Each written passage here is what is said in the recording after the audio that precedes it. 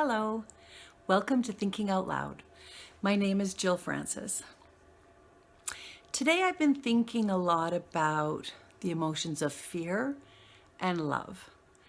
And I wanted to kind of talk about those today and how we can recognize when we kind of fall into fear and how we can raise our vibration and feel more of the love frequency.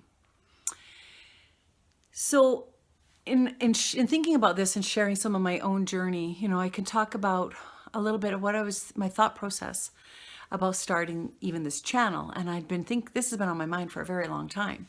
And part of my hesitation to do it, besides a little bit of fear, was just sort of not knowing, like, what do I have to share? What is my voice? What do I have to say that anybody else would want to listen to? And, I've been down many, many rabbit holes, and especially these last couple of years. And I just felt like I wanted to focus more on the spiritual part of what's happening.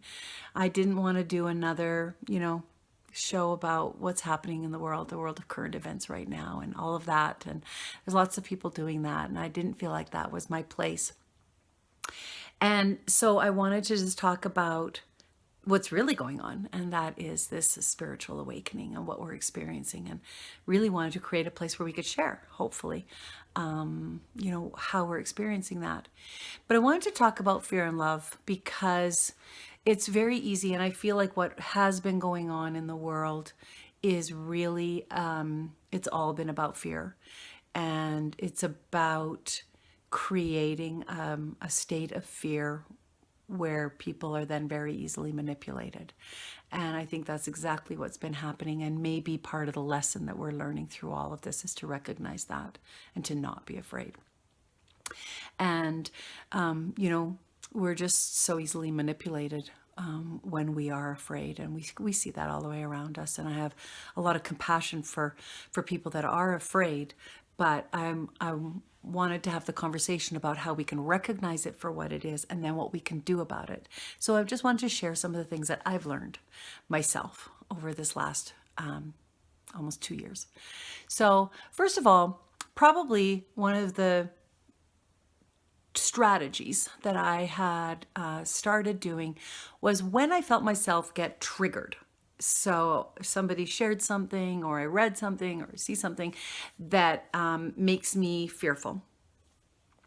A lot of times I would just kind of focus on what's really happening, because here's one truth. Fear is usually not based in what's actually happening. Fear is based in what may happen, what could happen. Fear is about a future event that hasn't happened, very often anyway. So I would kind of do a little bit of a mental checklist for myself. So what is really happening? What do I have to be afraid of? So I'm perfectly healthy, happy, surrounded by my family and loved ones, had a job, had lots of food to eat. So when I kind of do my little checklist, there was nothing to be afraid of. And that anything that was triggering me was something that may or may not happen. So that was one of my strategies that I took very early on to sort of like decompress when you're getting triggered. And so it's just to kind of do that reality check. And, you could think about it as kind of counting your blessings. What is really happening? And because here's the thing is that most things that are sort of fear-based aren't real. They're not happening. And so it's just that reminder. And what's interesting about the journey we've been on is that we can see it now. At least I think we can. We've gone through these things enough times now to say when we see it, like, that's a fear trigger and I'm not going to buy into it this time. So I think it is a lesson that we're learning. So again, and I encourage you, if you have strategies that you're also using, I would love to hear what you're doing. So that was number one. Take a reality check when you feel a fear trigger coming up for you. Number two is to recognize what your triggers are. And I'll tell you, for me, I was really triggered by what was happening on Facebook. This was I don't even know. I did get off Facebook because I couldn't handle it anymore. And so I kept trying to tell myself that I could handle it, but I couldn't. And so I just decided, and it was not an easy decision to make, which was interesting to me, because why was it so hard to leave, right? If I kind of felt like, oh my gosh, I'm really sucked into it if it's this hard to just delete my account. But I did, and it felt better to do that. So I recognized that was a trigger for me. I don't watch mainstream news. I haven't watched the news for a very long time, more than 10 years, probably longer. And in fact, I quit watching television almost entirely. Now, I'm not saying that you have to do any of those things. These are what I realized triggered me. And the thing to remember is when you get triggered, if you are in a fear, whether you even realize that you're maybe feeling fear, my guess is you're not feeling positive emotions. You're not feeling loving, compassionate, joyful feelings. And that's what I mean when I feel like I was triggered. It lowered my frequency instantly. And then I struggled to get out of it. And that's not where I wanted to be. So I'm just giving those as examples of things that I recognized. And then I dealt with them so that I'm not constantly being triggered by them. And, it's sort of like, I believe that, whether you're for or against something, you're still putting your energy into it.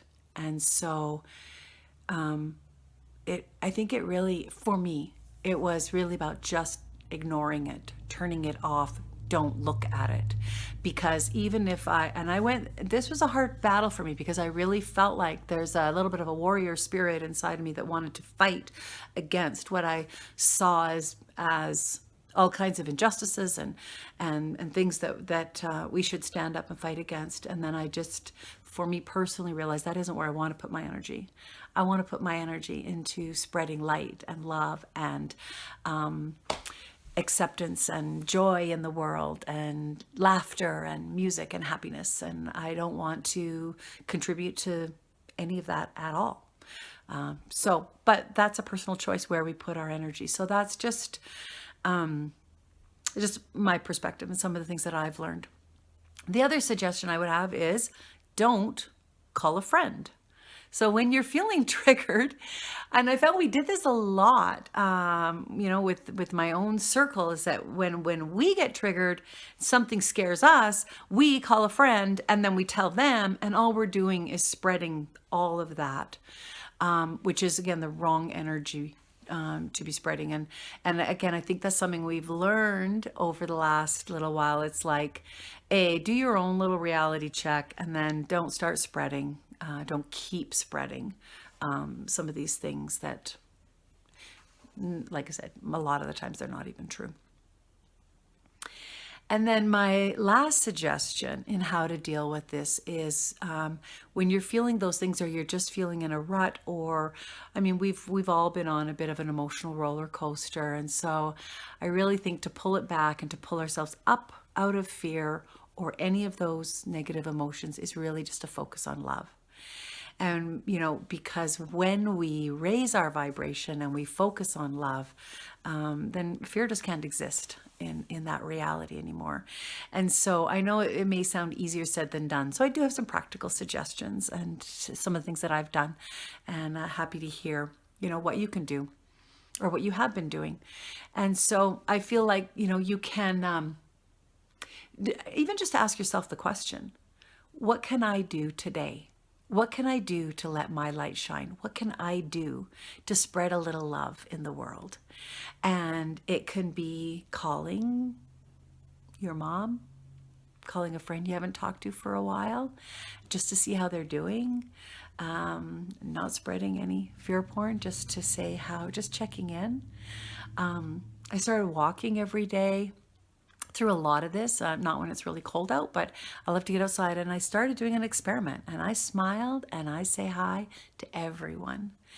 And it was interesting. It's an interesting reaction you could get from people, but most people smile and say hello. Some people stop and have a whole conversation, and some people ignore you, but I don't care. It makes me feel good to get outside, to see people, and to say hello and smile at them. You can you can actually do something like go through the drive-through and buy a coffee for the person behind you. Bake a treat, make something, take it over to your friend or neighbor or somebody else who might not be doing as well. So just to, whether you think about it, whether you do something about it, but just sharing love in whatever way you feel inspired to do so. But even just to set an intention of what am I going to do today to show a little love in the world, to be a light in the world. And I think that that's the biggest and best thing we can do, actually. And it's more powerful than we think. We might think, well, what can I do? But letting our light shine and showing love and compassion to other people is the most powerful thing that we can do. And so I send my love out to all of you. Thank you for watching my video. I hope you have a fabulous day. I'll talk to you soon. Thank you.